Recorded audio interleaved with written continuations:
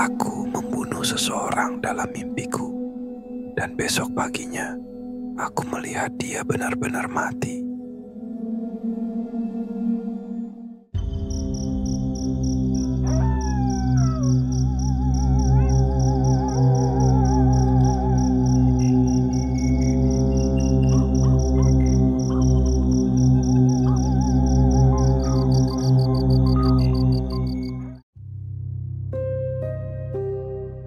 Namaku Bayu, aku kelas 6 SD, tinggal di sebuah desa kecil di pinggiran Jogja.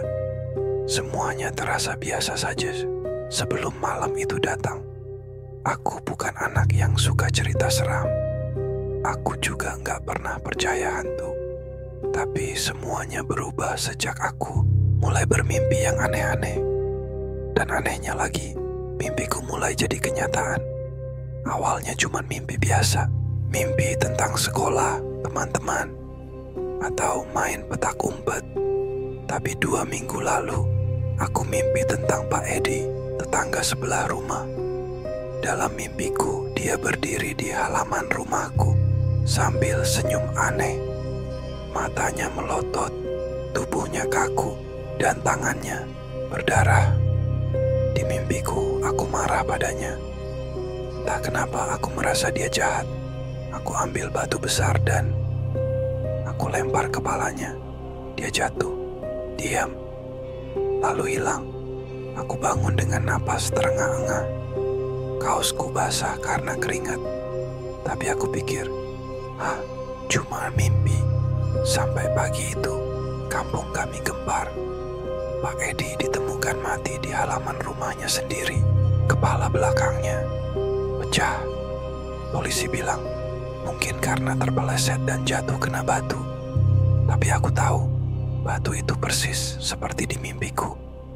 Waktu itu aku pikir, mungkin cuma kebetulan. Tapi malam berikutnya, aku mimpi lagi. Kali ini yang muncul adalah Bu Lina, guru bahasa Indonesia di sekolah. Di mimpi itu, aku duduk di kelas sendirian. Tiba-tiba Bu Lina datang dan berteriak-teriak. Matanya merah, tangannya panjang dan hitam. Dia bilang, aku anak pembunuh. Aku takut dan refleks melempar penggaris ke arahnya. Tapi yang keluar dari tanganku bukan penggaris, melainkan pisau. Pisau itu menancap di dadanya.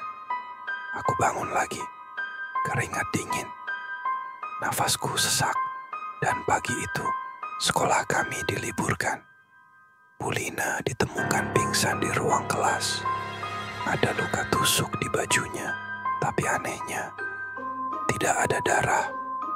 Aku mulai takut tidur, tapi setiap malam mataku berat, dan setiap malam aku bermimpi membunuh orang lain.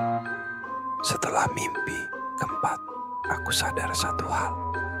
Orang-orang yang aku bunuh dalam mimpi selalu kena musibah dalam dunia nyata. Dan semuanya berawal dari kemarahan kecil. Aku marah ke Pak Edi karena dia sering buang sampah sembarangan. Aku kesal ke Bu Lina karena pernah hukum aku berdiri. Aku kesal ke Riko karena dia curi pensilku. Aku mimpi bunuh mereka, dan mereka beneran kena musibah. Lalu, malam itu, aku mimpi tentang ibu. Aku tidak ingat apa yang membuatku marah. Tapi, di dalam mimpi, aku berteriak pada ibu. Ibu menangis, ibu berusaha memelukku. Tapi aku dorong dia. Ia jatuh ke lantai, kepalanya membentur meja, dan darah mulai mengalir. Aku terbangun dan langsung lari ke kamar ibu. Syukurlah, ibu masih tidur. Aku peluk ibu erat-erat. Tapi dalam hati aku tahu, jika aku tidur lagi, aku mungkin membunuhnya. Beberapa hari setelah itu, aku mulai bingung. Kadang aku merasa sedang bangun, padahal aku sedang mimpi. Kadang aku sadar, semuanya gelap, dan aku tak bisa bicara. Seperti tubuhku terkunci, seperti ada yang mengendalikan aku. Aku mimpi berjalan di gang sempit. Semua tembok berdarah, Di ujungnya ada aku sendiri. Aku menatap diriku. Tapi versi diriku yang satu itu tertawa. Wajahnya penuh luka, tapi matanya menatapku seperti berkata, "Kau tak bisa lari dari dirimu sendiri." Sejak itu aku sering melihat bayangan diriku di cermin yang bergerak sendiri. Kadang dia senyum padahal aku tidak senyum. Kadang dia marah padaku. Aku bilang ke ibu, tapi ibu pikir aku kurang tidur. Aku bilang ke bu guru, tapi dia bilang, aku mungkin terlalu banyak nonton horor.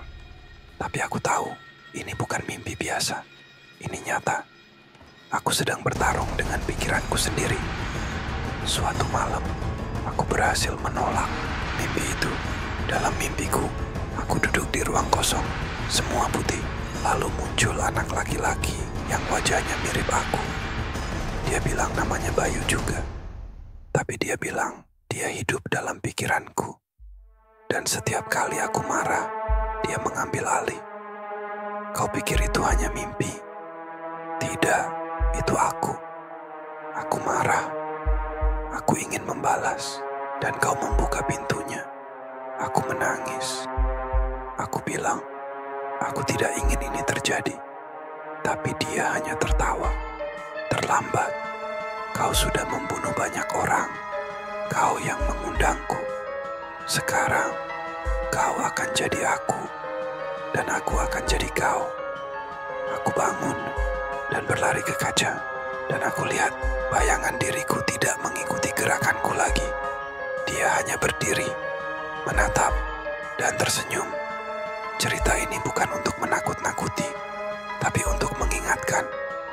Marah itu bisa membuka pintu untuk sesuatu yang lain. Dan kalau kita biarkan, sesuatu itu bisa masuk dan mengambil alih diri kita.